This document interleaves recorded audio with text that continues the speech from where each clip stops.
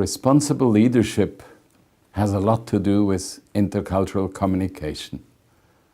Any leader has to communicate, because leading means dealing with other people, dealing with people across cultures. That means you have to know other cultures, to understand other cultures. So responsible leaders should be good listeners and good followers to what they learn.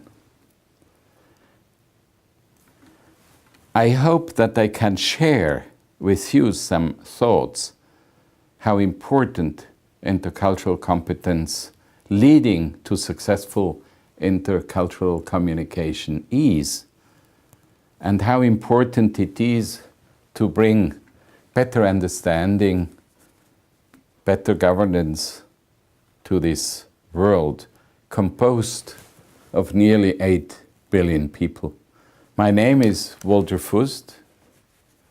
I am a happily retired global citizen with a Swiss passport. I am chairman of GlobeEthics.net. I used to work in the private sector, in airlines and banking. I used to work in civil society, in humanitarian affairs and in foundations. And I made a career as a civil servant in the Swiss government's administration related to diplomacy, research, culture, health, and at the end I was heading for 15 years the Swiss Agency for Development Cooperation and Humanitarian Relief at the global level. I want to share with you some thoughts on communication across cultures.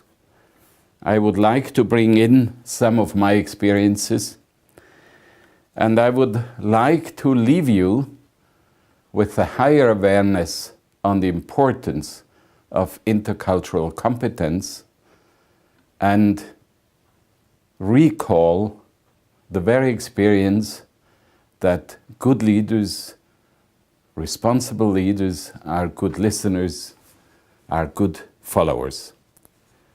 So thank you in advance for your attention.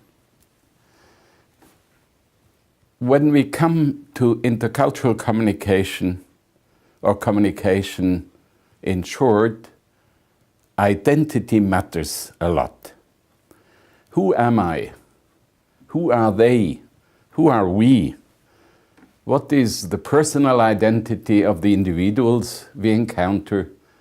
What is the institutional identity? And in modern world also, how do we cope with the virtual identity? Now let's start with the personal identity. Did you watch into the mirror this morning? Whom did you see? Was it you? Was it really you? What is composing your personal identity, your DNA? It's your name, family, ancestors, your surname, your look, your face, your body, your hairstyle and color, your eye color, your way of walking, your voice, your language, your behavior, your education, your values. Short, your curriculum vitae, composing all those experience of a lifespan, is just an expression of the number of dimensions composing the identity of an individual. Whenever we talk about identity, we also have to talk about authenticity. Is it a true person, or is the person playing a particular role? When a person is proposing and promoting a certain image that is not discovering the real personality, he might not be able, or she might not be able to do that over time. And then many people run into what we call an authenticity gap. When the image projected is not aligned with the really true person that the individual is. So you are unique. Each individual is unique. We are one of the nearly 8 billion people living on this planet. There is no other like you.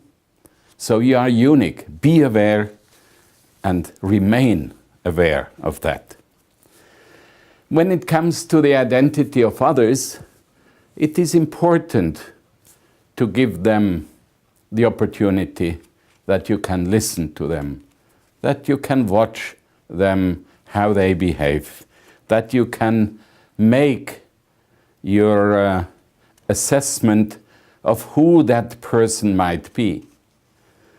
But be aware not to be cornered by prejudice, because as a good friend, Peter Ustinov, a very famous actor, once said, the worst of the judgments are the prejudgments. So let's push them away. Let's be fair. Across cultures, give other people a chance to get discovered. So there is sometimes that kind of feeling that very quickly you are in a good mood, you feel fine around a person. And sometimes it takes you more time to feel good. So this kind of assessing by your belly, as in some cultures they call it, this is an extremely important issue, because if you don't feel good with a person, probably you have more difficulties to trust such a person.